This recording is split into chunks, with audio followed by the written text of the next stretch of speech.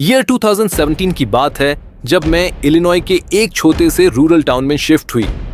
ये ऐसा शहर था जहां सब लोग एक दूसरे को जानते थे और मैं ऑलमोस्ट किसी को नहीं जानती थी।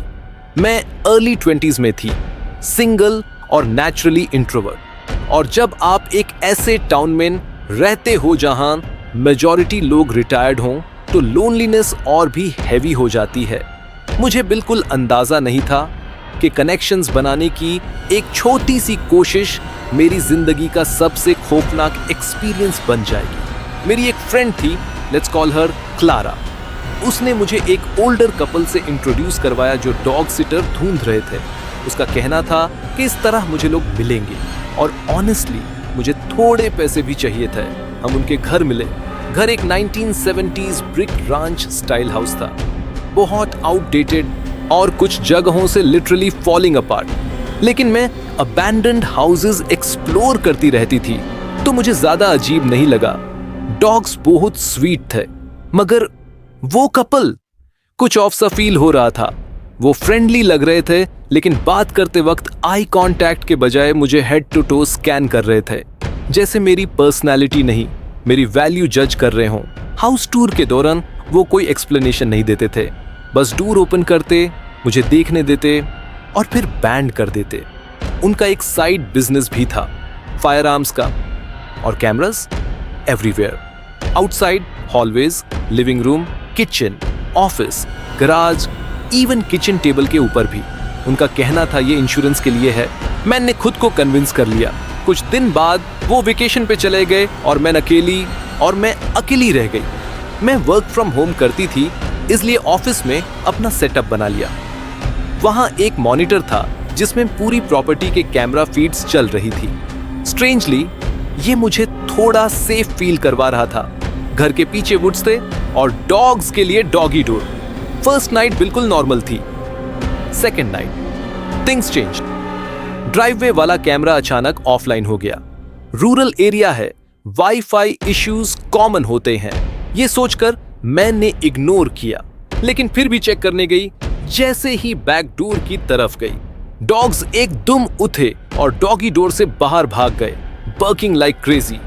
टाइम था रात के 10 बजे। मेरा दिल लिटरली सिंक हो गया। वो दोनों एक ही जगह वर्क कर रहे थे, उस फेंस के पास जो डायरेक्टली वुड्स की तरफ था। मुझे कुछ भी नजर नहीं आया, लेकिन हॉरर मूवीज बहुत देख चुकी थी और दिमाग ओवरथिंक करने लगा। मैंने ट्रीट्स के जरिए डॉग्स को अंदर लाया, डॉगी डोर के सामने एक हेवी चेयर रख और सो गई। अगली सुबह घर बिल्कुल साइलेंट था। मैंने डॉग्स को कॉल किया, नो रिस्पॉन्स। वो बाहर थे। तब मुझे रियलाइजेशन हुई। कैसे? मैंने राइट साइड देखा, वो चेयर रूम के कॉर्नर में रखी हुई थी। मेरी बॉडी फ्रीज हो गई। मैंने तुरंत क्लारा को कॉल किया, उसे कहा कि प्लीज आ जाओ। हमने पूरा घर चेक किया, रूम बाय रूम, कुछ भी नहीं मिला। उसने मुझे रीअश्योर किया कि शायद मैं चेयर प्रॉपरली ब्लॉक नहीं कर पाई थी। मैं मानना चाहती थी, इसलिए मैं रुक गई। कुछ दिन बाद जब मैं ऑफिस में काम कर रही थी, मैंने मॉनिटर की तरफ देखा। सारे कैमरास ऑफलाइन थे, एक भी काम नहीं कर रहा था। अब ये कोइंसिडेंस नहीं लग रहा था।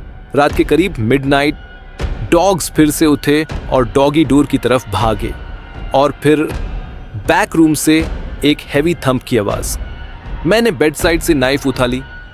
उस वक्त मुझे प्रेजेंस फील हुई, जैसे कोई और भी वहां हो। मैंने आवाज दी, हु इज देयर?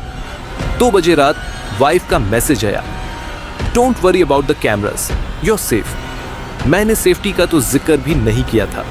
फिर उसने कहा, can you check the garage door? वही बैक रूम। मेरा गट क्लियरली कह रहा था नो।